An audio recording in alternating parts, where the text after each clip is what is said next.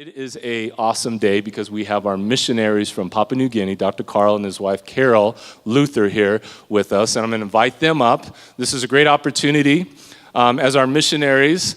The last time they were here was a little bit over 2 years ago, and so when they come, we want to hear from them. We want to kind of hear just how the ministry is going and what's happening. So, Dr. Carl, we would just love to hear a little bit of how God is working in Papua New Guinea. Excellent. Thank you very much. And we appreciate this opportunity with the Alpine Church as we represent you on the field to be able to put Jesus Christ out there to the people of the world and the people of Papua New Guinea. And so I work as a physician, and my wife works as an administrator and works with teaching and works with the training center that we have there. Now, I am not a translator, but our jobs in Wycliffe Bible Translator is to support the translators that are on the field so they can continue to do their job. And so like one example of that is I was doing a rural medical clinic in a very remote village. And the last time that this village had received any medical care whatsoever was 2.5 years prior to us getting there. So that's how often it occurs there. And while I was looking at the patients, and as they were coming along, there was a father and a little boy that were there, and I barely put my stethoscope up towards his chest, and it sounded like a threshing machine that was going on. And I was going, oh my gosh, there's a congenital heart disease here. You know, I looked at the father looked at me, the translator, and we all knew that there was nothing that we could really provide for him. So we sent up a prayer for this little boy, moved on to the next patient. Well, the Lord did not let that prayer drop.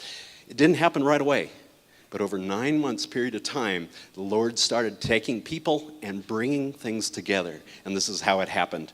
I had a chance to meet another physician from Australia who was very resourceful with all the things that he learned. I also was able to contact another organization down in Australia that takes children like this and tries to provide surgery for them. In addition to that, the translator was talking with people back in the United States at his home church to find monies that could also come and help provide additional medical care for this little boy. And then all of a sudden, the Lord brought it all together. And I had a chance to meet with this physician from Australia and said, you know what? I was just down playing tennis with somebody, and he just happened to be a pediatric cardiologist. And I talked to him about this little boy, and he said, sure, I'll see him. Now, of course, that sounds very simple to do, that a doctor will see a patient, but for him to be seen, he needed to get on a boat, go 6 hours across open sea to get to the next village that had an airstrip. He was able to take then a plane from that airstrip to the capital city because there's no roads that go to the capital city. And then finally, when he was in the capital city, he had a chance to finally see the pediatric cardiologist. Well, we had a diagnosis. Once I had the diagnosis, I was able to contact this organization down in Australia. They say, yes, we can go ahead and help him. We'll be able to get him to Chennai, India to have this open heart surgery done because it's just not possible in Papua New Guinea. So we put that all together. There were several hurdles that we had to get through: birth certificates, passports, medical visas, getting them on planes and transferring planes in countries where they don't speak the language and things like that. But we were able to get him that open heart surgery.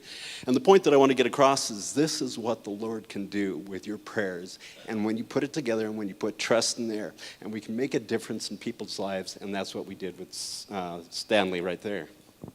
Oh, that's awesome. Carol, share a little bit about how much longer you have here, and I know this is a special time of connecting with friends and family here, and then explain a little bit of what you'll be doing when you get back to Papua New Guinea. Okay. All right, well, we've been here for a couple of months. We have a couple of months more. September 1st, we are headed back. So the time's going fast, but we are having a blast seeing family and friends. You're right. We have a little grandson that we have been playing with quite a bit. So when we get back to PNG, we will be working again. Carl will be back at the clinic. I'll be at the training center doing my administration, teaching English, and getting to know the teachers there. We have a teacher whose name is Nafian, and he has a really neat story. He's told me about when he went to PNG as a young man, or when a translator came to his village when he was a young man, and he was discipling them. He wasn't just translating, he was discipling and having Bible studies. And the Word of God changed his life. And he got involved with the translation of his language, the Guahatike language. He went on when the Guahatike New Testament was dedicated. He continued on. And now he's working with the Mahdi language group and helping to translate there. So it's very encouraging and fun to see what God is doing around us.